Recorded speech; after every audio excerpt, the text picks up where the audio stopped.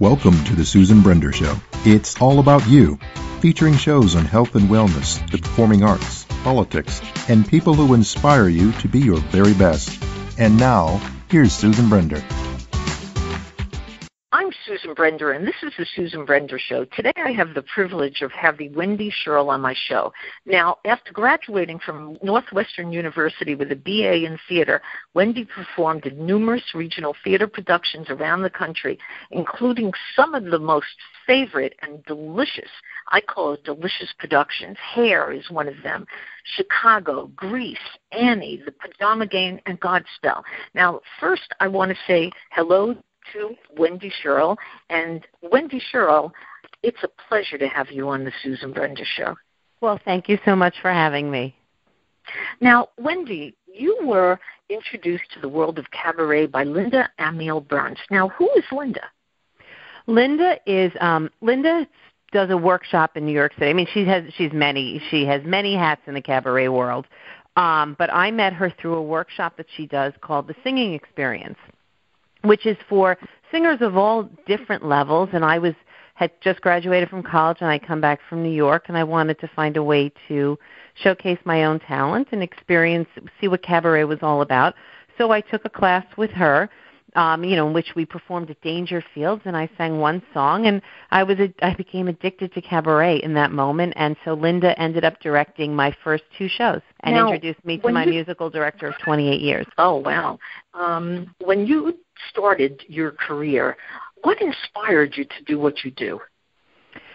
Well, I had always been, since a little girl, I was a lover of musical theater. I spent many hours in my room listening to records and singing at the top of my lungs. And my parents were great lovers of music. And I always wanted to be in the theater. And I went to college and I majored in theater. And I came back to New York to pursue a full-time career on the stage, which I did for a brief period of time. But my true love really was the cabaret world. I love the intimate setting. I love the ability to do what I wanted, the music that I truly want to do. I love musical theater, and I love being a part of it, and I love watching it. But cabaret just really struck a chord, and it really comes from my heart more so than anything I've ever done. Now, cabaret, there are a lot of people you would think know about cabaret. Because it's something that's been around for a long time. But I asked a few people if they understood what's the difference between cabaret and singing, for example, jazz or pop or whatever. So describe or define the word cabaret.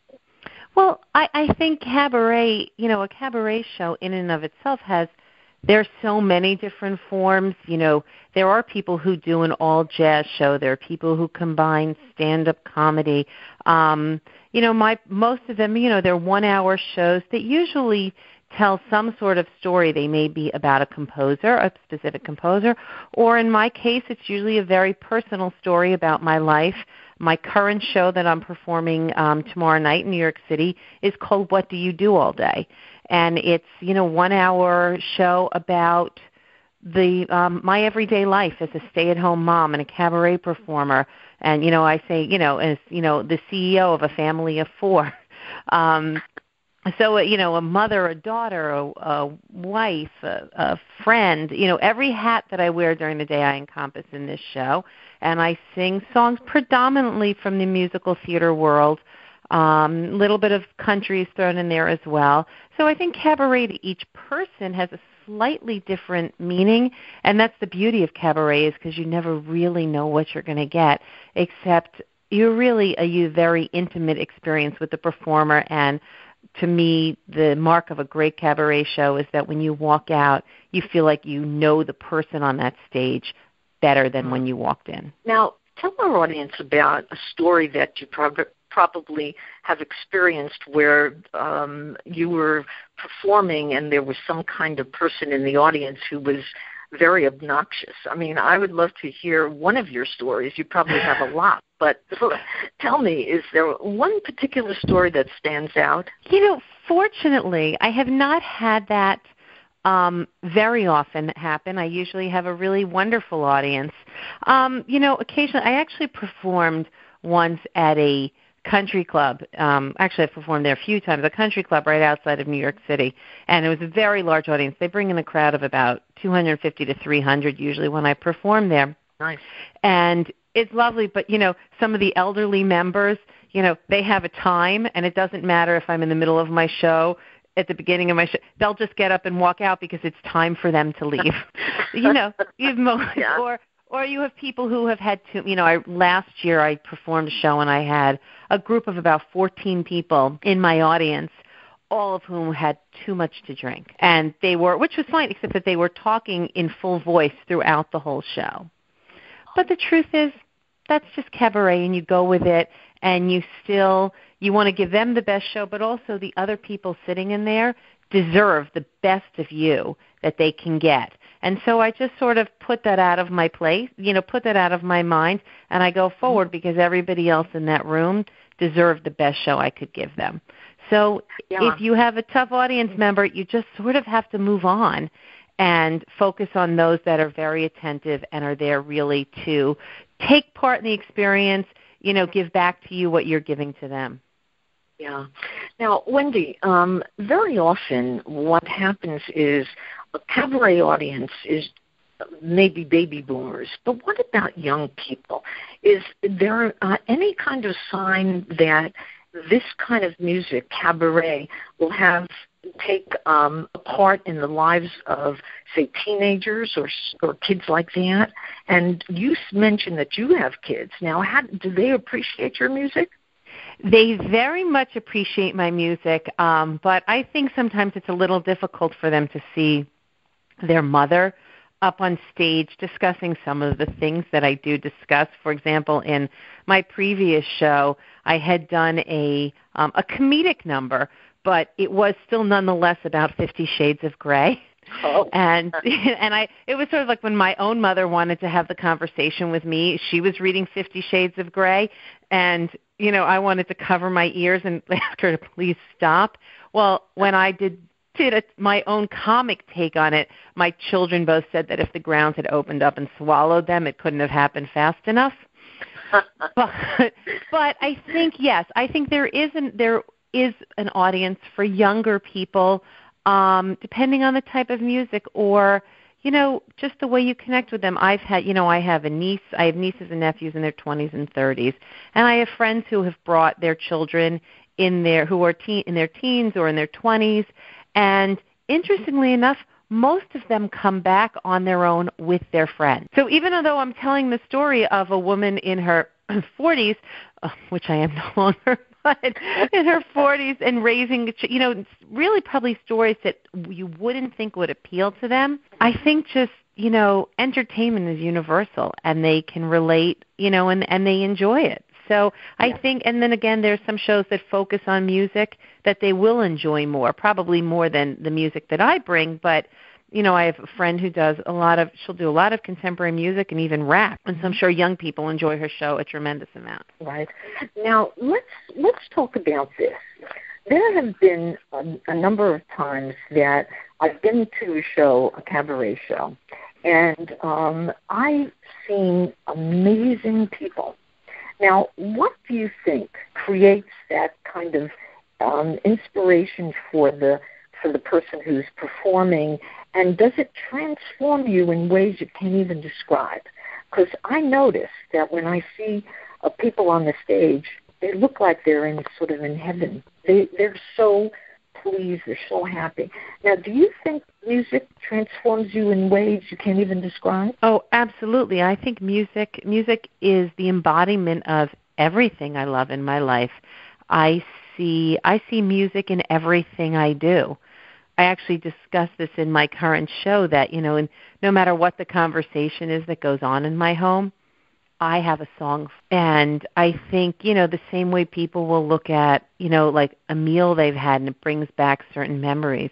Music brings back, is very personal and brings back tremendous memories for us. And yes, most of us who do cabaret, or any kind of stage performing, when we are on the stage, we are being, I think, the most true to ourselves that we are, because it is probably our first love. And it's, it's where our hearts and everything we do, our creative self, stem from. I mean, I am in absolute heaven. There's nothing I love more, and I get to share not just my music and my voice, but I get to share my story in a way that is the easiest for me to communicate it. I communicate best through music. Now, has there been anybody who you've performed with who you feel is just amazing to be together with? Anybody who kind of makes you feel, oh, wow, here I'm performing with who knows who? But you tell us, is there anybody? Well, there have been a lot of people. You know, I've done most of my cabaret work has been solo shows by myself. You know, many people who I performed with, musical theater in my early 20s were very inspiring to me because they had more experience and more talent.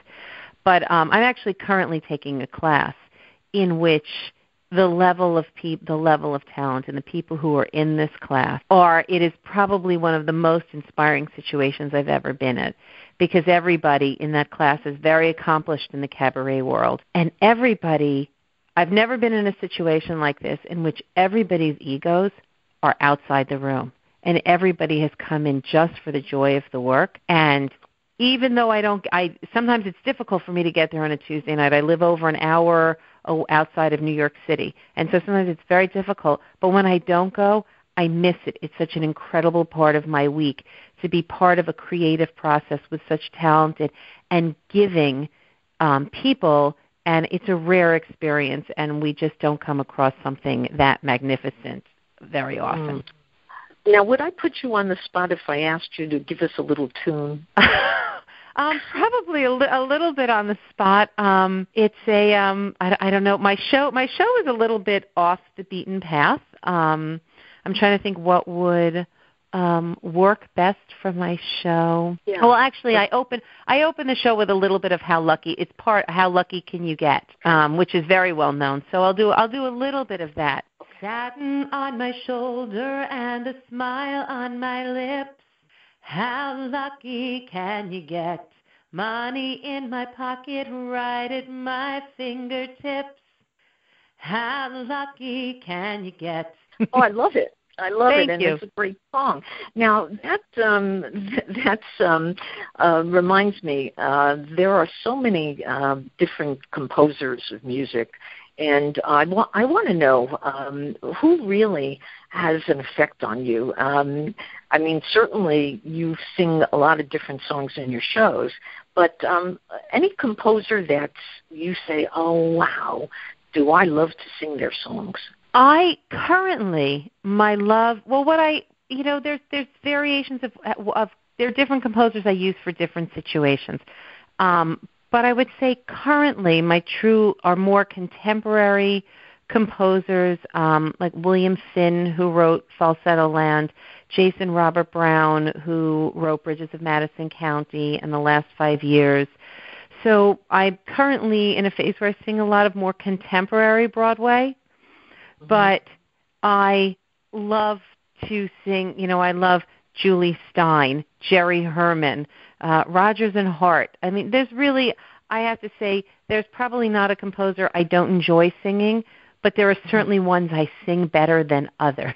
And so the icons, these revolutionaries of music, they still resonate with you. Absolutely. I mean, even last night I was in class, I actually sang a very unknown Barry Manilow song, and the instructor said to me, we started talking about Barry Manilow, and I said, oh, I love Barry Manilow. Every song of his has such depth, and so even though they were pop songs, they told such incredible stories. And so he said to me, well, maybe a Manilow show is in your future, and I said, there's absolutely a Manilow show in my future, which would be a very different turn for me. But, I love Manilow, I love Broadway, I love country, because every country song is an incredible story. Yeah. A country artist tells stories like the way a theater composer does. Sure. Now in the movies there's a story about Hank Williams, his life, the times, and he was quite a singer, a country singer, and I had interviewed Jet Williams, who was his daughter, and she is country singer as well. But the interesting thing about interviewing different people who sing country music is that all of them, they write music and they sing music that's all about their lives. Yes. And it's very touching. It's very emotional. And it sounds like you do the same thing. You sing emotionally. I feel it. I can see you have a passion for it. Am I right? Oh, absolutely. I always say, my music, I don't choose the music for my shows. It chooses me. I always look into if a song is in my head and I can't get it out of my thought process, I try to find the reason that it's sticking with me at that moment. Why, at this point in my life, is this song so important to me? And sometimes the initial reason why I think isn't, as I begin to work on the song, all of a sudden the light bulb goes off and I go, oh, that's why, because it's speaking to this moment in my life or this part in my life. So there are songs that are coming up now as I mentioned, I have two boys who one is a junior in college and one is a senior in high school. And so will be embarking on a new phase of life as an empty nester. And it's time where I get to now focus on me a little bit more and pursue this dream of mine. And so what does it mean as an empty nester and what lies ahead as I can invest more time, into my music in this world, because I've taken a step back as I've raised my children. And that was my choice. It was what I wanted to do. But now it's a new phase in life. And that my show addresses that as well. But so why, what songs come to me now? As I watch friends as they become empty nester, the different challenges that they're going through. And it all rings true to me. And so the music that I'm singing right now reflects this new phase in my life. Oh, that's great. Now, tell the audience about where you're going to be performing and explain a little bit more about your show and what you have in store for the future. Well, my show, as I mentioned earlier, is called What Do You Do All Day? And the title of the show actually came from, we were at an event, a party, a family party for a friend, and as he went to make a toast to his wife, he started it out in a very funny way. People always misinterpret when I tell this story. He said, husbands, do you ever wonder what your wife does from 9 to 3 all day that she can't get anything done? And everybody laughed, and it continued with a great deal of humor, and he made a beautiful toast to his wife. But in that moment, I went, that's my next show. What do you do all day? Because inevitably, one of the 3 men in my life does say that to me sometime during the week when I say, I can't get something done. So my show is mostly focused on, my daily life, but all the variations of my daily life. And it is an incredible, I think it's a very humorous take on my life because my life is filled with great fun and great laughter, and then some of the more serious things that go on as well. So I have an opportunity to sing about that, my hectic, how hectic my day is, my dieting, my love of shoes, the fact that I have a song in the show called Middle-Aged Woman, which discusses the fact that I just turned 50 2 weeks ago. Mm-hmm. So various things. And, as I address, as my parents are aging and the challenges that are coming with that. As I said, other friends facing challenges as they become empty nesters. My marriage of 23 years. So, as I said, the show is called What Do You Do All Day? It is being performed tomorrow night, April 7th at 8 o'clock, and Friday, May 6th at 7 o'clock at a club called Don't Tell Mama at 343 West 46th Street in New York. And I hope to, I joke that this show is What Do You Do All Day? And my next show is going to be What Am I Going to Do All Day? Well, I'm not quite sure that's what it's going to be, but, I am actually currently starting to explore material already for the next show as I am still performing this one. Well, I think you'll have plenty to do, and the question of what am I going to do all day, you won't worry about that, because just listening to you and the passion that you have for what you do and some of your talent, I mean, you are going to be a success, Wendy Scherl. Thank you. Thank you so much. My pleasure. And I want to tell our audience that we have been interviewing Wendy Scherl, who is a cabaret artist who is going to be performing at a place called Don't Tell Mamas in New York. And it was just a wonderful opportunity for me to interview you, Wendy Scherl. So thank you so very much for being on the Susan Brender Show. Well, thank you, Susan, and I truly appreciate you taking the time to let me, share my story. My pleasure. Thank you for listening to the Susan Brender Show. To be a guest, email sebrender@yahoo.com. Thank you for listening to the Susan Brender Show. To be a guest, email sebrender@yahoo.com.